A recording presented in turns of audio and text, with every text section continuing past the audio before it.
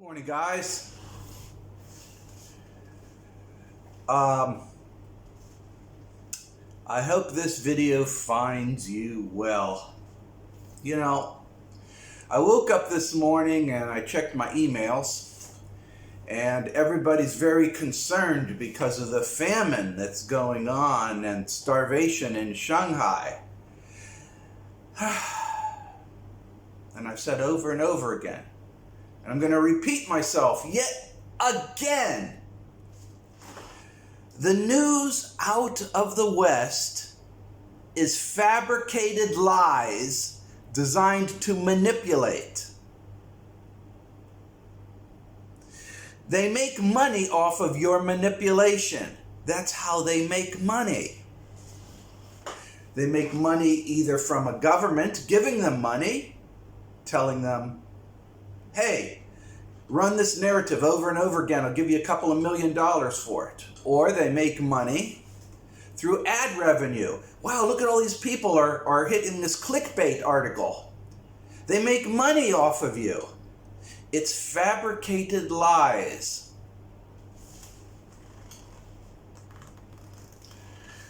It's fabricated lies, guys. Fabricated lies. Are you stupid enough to fall for this? I mean, it's been going on for decades. So don't tell me you're that stupid, right? You're not going to fall for this nonsense, right?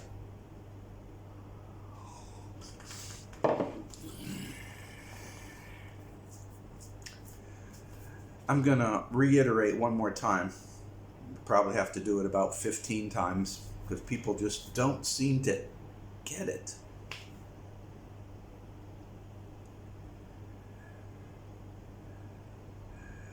America is at war with Asia. It's at war with Russia. It's at war with China. Soon it will be at war with India.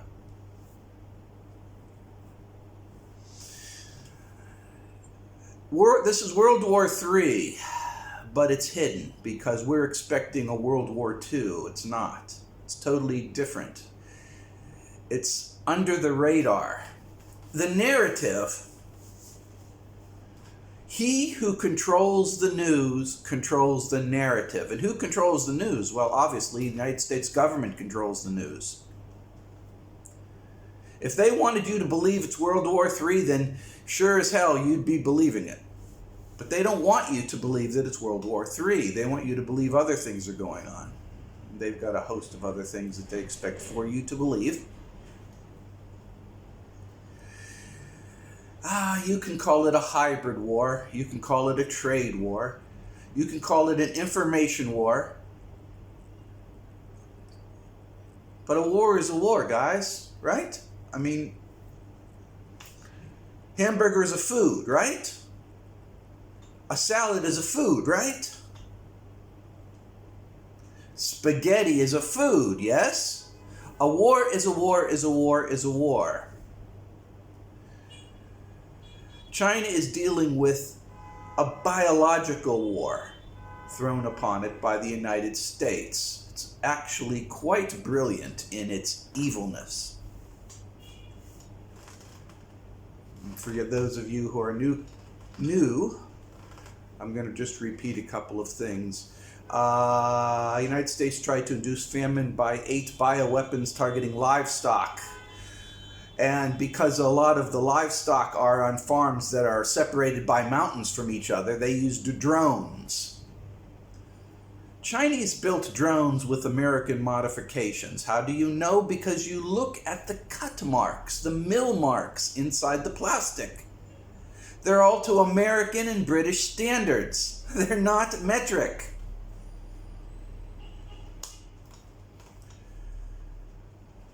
Okay? So we know from 2016 for certain, up through 2019 for positive, the United States has been trying to saturate China and destroy its crops and food and livestock, inducing famine. So it's no surprise why all the alternative media and the conservative media in the United States are saying, China must be lying. There's obviously a big famine. It's horrible. They must be lying because they were so damn sure that the bioweapons would work, but they didn't, because China is bigger, smarter, more resourceful, and more unified than anything that Americans or those in the West can possibly understand. So then a bunch of things happened, eventually culminating in 2019. 2019 was the release of two major strains of virus known as coronavirus. Strain A was released in the West, in the United States and in Europe, April, May 2019. This was the inoculation strain. You get it, you get a sore throat, that's it. And supposedly, you could never get coronavirus ever again in your life. Well, at least that's what John Bolton thought. But, the guy's an idiot. And then back in Chinese New Year in 2019, in the middle of the most trafficked, highly congested period of time, CNY, and in the exact geographical population center of China, the lethal version of coronavirus was released. Version B. Version A was released in the United States. Version B was released in China. Now there are subversions, one targeting Asians, one targeting Iranians, one targeting Russians, all these variations. How do we know this? Well, you don't have to trust my word on it. This was all laid out in the UN back in 2020. Oh, you were unaware of it because the United States media didn't tell you about it, right? Oh. Well, it happened. You can go through the archives. Provided you're allowed to by the United States government. They control everything, all information exchange. But anyways, so that's the story, and that's the reason why Asia is all completely surrounded with bioweapon facilities. While there's 30-some in the Ukraine, 60-some ringing China. While the United States is working on mosquito-transmitted lethal agents. Okay. So when that happened, when the bioweapons was released, China knew, and they went DEFCON 1. Total lockdown. China is still at DEFCON 2. Now in the West, they're like, oh, coronavirus is just a flu. It's just a flu. There's nothing to worry about. It's just a flu. It's not just a flu. It's a bioweapon medium. And it's been targeting China. This latest round, and I'm going to remind everybody, this round that hit Hong Kong, Shanghai, Beijing, Shenzhen, and Qingdao and Chongqing, all these big cities.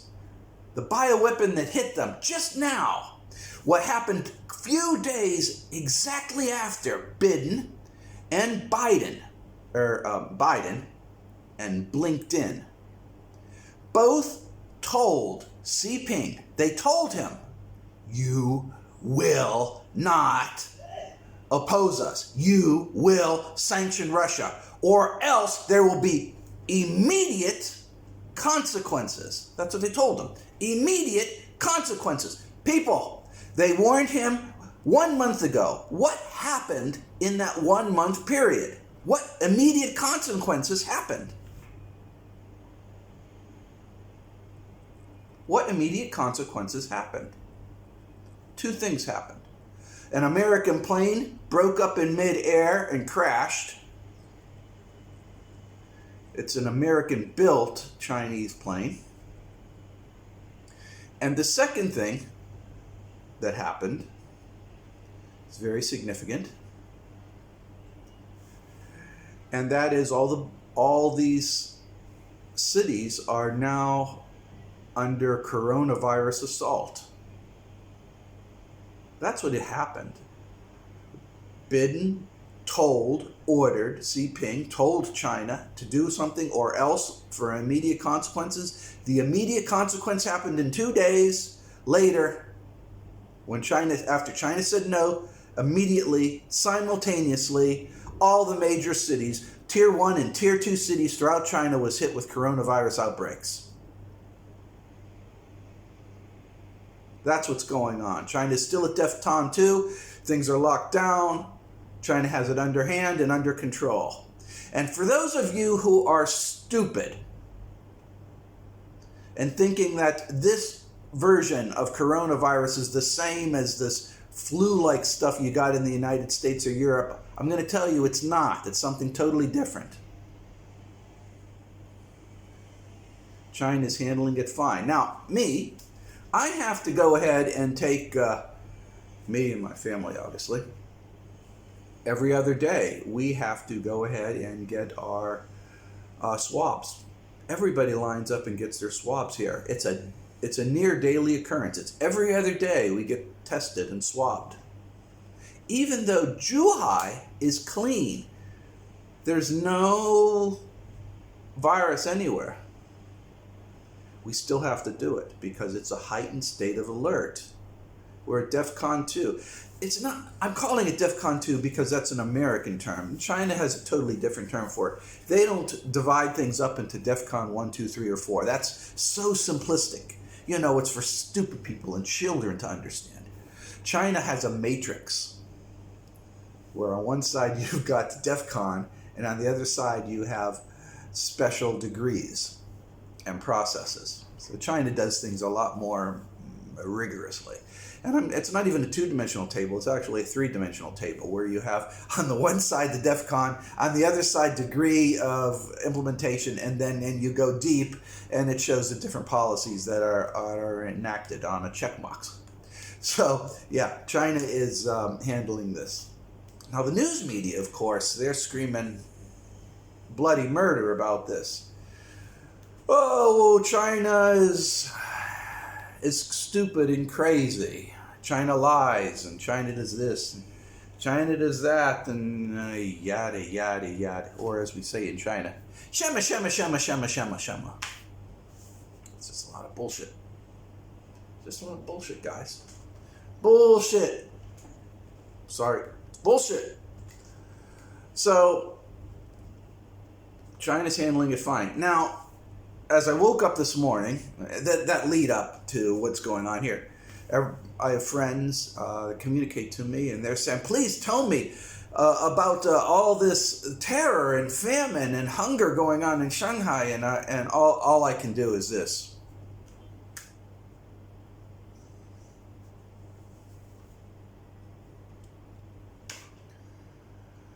People, nobody's starving in China.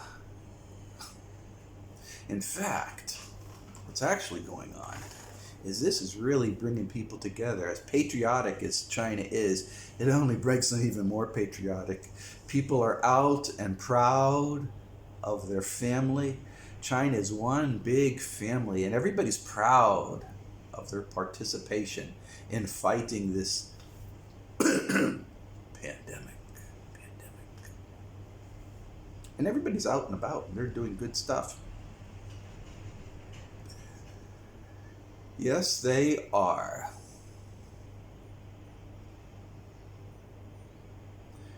I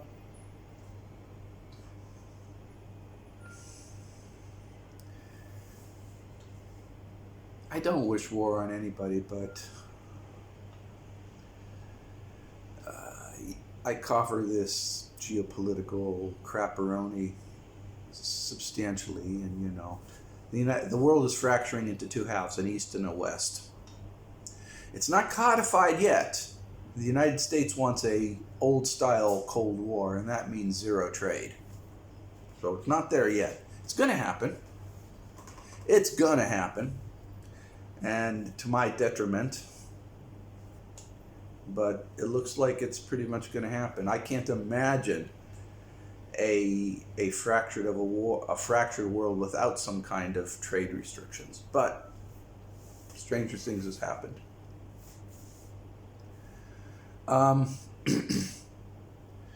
And which brings me up to an article that I'm writing on. We have two halves, an East and a West. The West is led by the United States and its proxy nations. It's basically North America, Europe, and Pacific NATO, known as AUKUS, or Quad. Okay, that's the West. The East is everybody else. South America, Africa, Asia. Two halves. And so the United States wants the unipolar movement, and the West, or the East, wants the United Nations, where everybody is equal. Everybody gets a seat at the table. There's no special clauses where one nation has veto power over anybody else. And they want harsher rules that if people don't follow, nations don't follow the United Nations. So back in February of April 2022, or April this year, 22, April. I'm sorry, guys. February 4th, 2022, at the Winter Olympics, the establishment of a singular China-Russia nation bloc also talked about the establishment of a new United Nations. And that's what they're talking about, a United Nations of the East.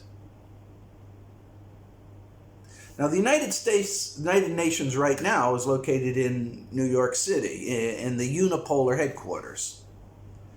One nation makes the rules. It's called the rules-based order. One nation makes the rules. That's the United States. The rest of the world follows the rules. The United States can make and break the rules as it sees fit because it's empowered to do so by God.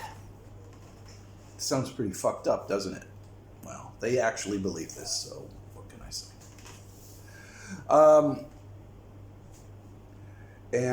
So what's going to happen? Sooner or later, there will be a second United Nations, and it will not be located inside of the West. It'll be located in the East. And I have an article talking about where it might be located. Maybe China, maybe Russia, maybe Iran, maybe North Korea, maybe Brazil, maybe South Africa, maybe Dubai, Saudi Arabia. Pretty interesting, huh? Like I said, it's a historic time we're living in. It really is historic. Now, all that being said, and you have to push through all the bullshit. There's a lot of bullshit going on and a lot of misreporting. There's some movements going on. The United States seriously is pushing. They're pushing Taiwan, they're pushing Ukraine, they're pushing expansion of NATO, pushing. They're aggressive as all fuck. They really are. And they're pushing and they're pushing. So I've got to tell you guys, eventually a push is going to come to a shove. And we're seeing some events going on, like in Serbia.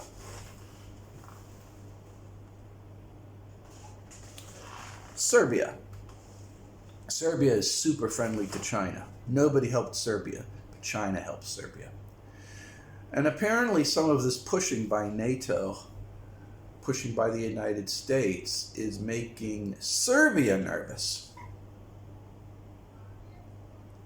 So what did Serbia do? Well, they asked for help from China. And so China is flying in battalions of people and tanks into Serbia. Whether that's going to be active fighting against NATO or Ukraine, who can tell? But I'll tell you what, people. I tell you what. The people who are putting pressure on Serbia are backing off. They're backing off. Maybe they can push around Serbia, they can't push around China. China does not play. China has an array of things that it can do. It doesn't even have to fire a single bullet.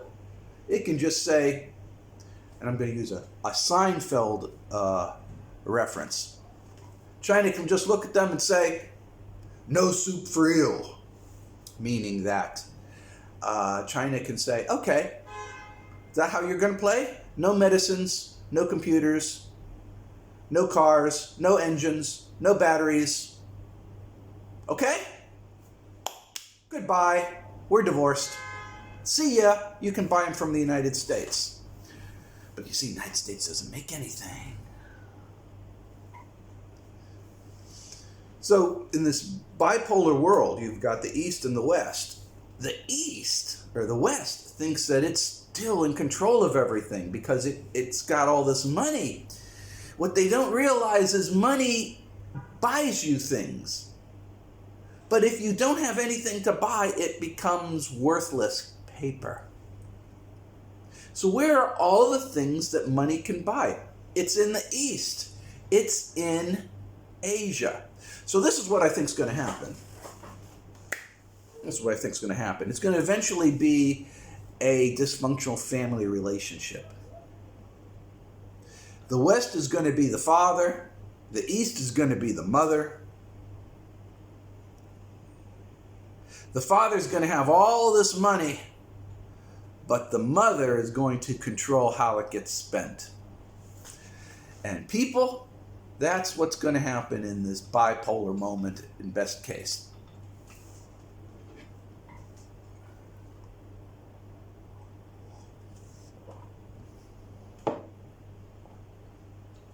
In worst case, the United States is just going to say, fuck this, and take the game table and toss it up like a spoiled 2-year-old.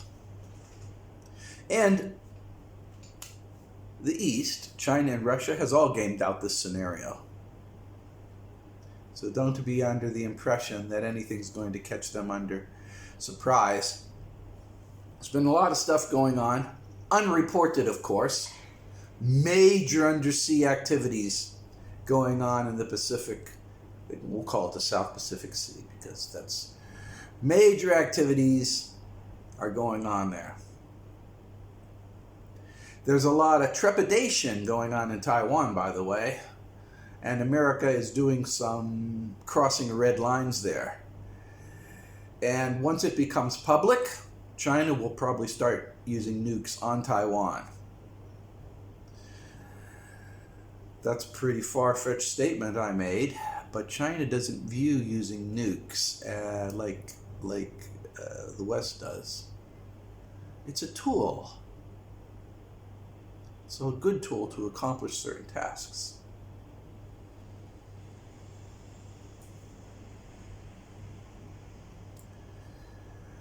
But hopefully nothing will come of these things because internally the United States is going to hell. Which brings me up to another subject. I read a lot of Western American articles. And the articles are all talking about, well, it's a global economic crisis, and it's global inflation, and it's going to be global hardships for the global population. People, it's not global. That's an American-centered idea. The nations hardest hit by the inflation brought back and wrought up by the United States dollar is the United States, by far. The other nations, depending upon the amount of trade that they conduct in the US dollar, will determine their rate of inflation. That is starting to drop significantly. While there is inflation in China, it's not anything like you would see in the West. Nothing like what my brother's experiencing. Not like my friends are experiencing. So that's another thing. When you read the West, remember, when they say the world, they're talking about the United States because they can't conceive of a life outside of the United States. The rest of the world's doing okay. The East is doing okay. The world that's coming to a lot of hardship is actually the West. And that's the situation. Now, and here's my rule of thumb. This is my thumb. This is my rule of thumb. Anything the United States does, or the West does, or the West says, or the West accuses, you can damn well believe that it's happening or will happen in the United States itself. China's got famine. Will happen in the United States.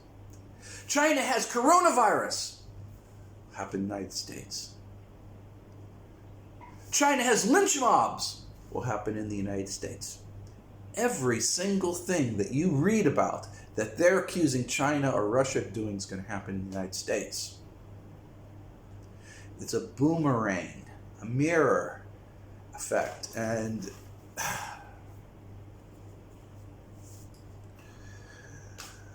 I'm too tired to get into the philosophies behind this concept of the non-physical is being the iceberg, and thoughts create reality, and when you're an aggressive and you're pushing various thoughts, other non-physical entities use the mirror technique as a defensive mechanism, and it boomerangs right back. And so that's kind of what's happening. So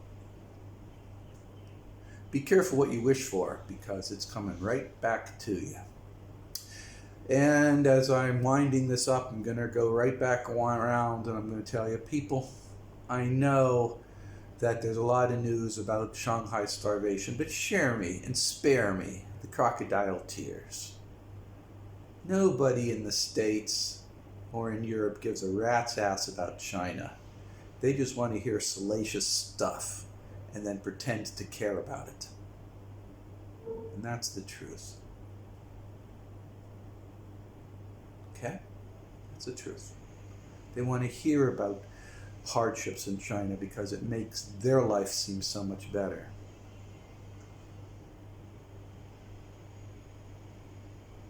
It's crocodile tears, people. Crocodile tears.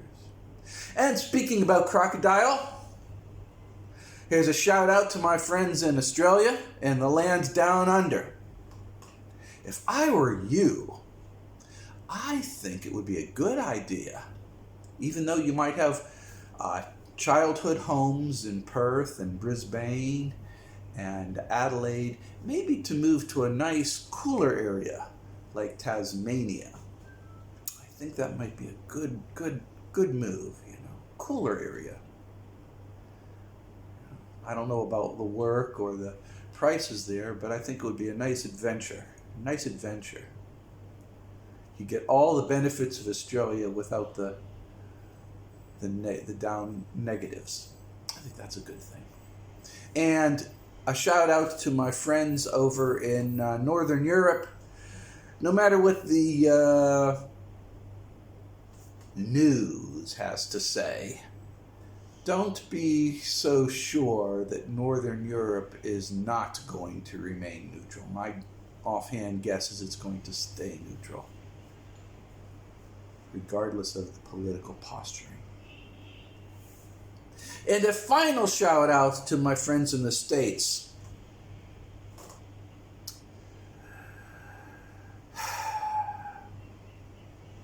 Prudence, traditional values, being part of community, having a farm. If you're not planting a farm right now, tilling some soil, I suggest you start doing it. Getting yourself a nice garden. I think that a nice garden would be a nice activity to get involved in this summer. Get your little green thumb working. I think that would be wonderful. And, cut back on the baubles. Who cares about all the baubles? Just, get a nice larder. Make your grandparents proud. Lots of bags of rice, all kinds of things, so that you never, ever, ever have to make big trips to grocery stores for a while, Good ideas. I know when I grew up in East Brady, the grocery store, after Shop and Save closed, the nearest grocery store was a 25-minute drive to Katanning. Lordy, lordy, lordy, it's a good thing I didn't have to walk or take a bike. It might be a whole week trip just to get groceries, for God goodness sakes. So, it's always good, you know, to have a little bit of comfort, meaning, you know, how we like to say, I got a big bank account. I don't have to worry because I got a big bank account. Consider having a stocked larder as a bank account. As the value of the US dollar continues to drop, historically it's been dropping now ever since I was born, but it continues to accelerate this drop. You can't really count on paper. Count on things that are a little bit more tangible. And also skills. Learn some skills. Everybody needs skills. If you're a doctor, as some in the audience are, you automatically got some skills, but you can always get more skills. Your biggest skill is a big smile. Big smile always opens doors. Okay? And don't worry too much. The fear thing, don't worry too much. Oh, and if you're isolated in the country and you're in the States, good thing to have some dogs. Dogs and cats. Always good to have. And at that, I'm going to let you all take care. I'm not going to edit this video too fancifully. Okay, I'm just going to clean it up a little bit and release it. And at that, guys, I really want you to do the best you can be. I want you to be the Rufus and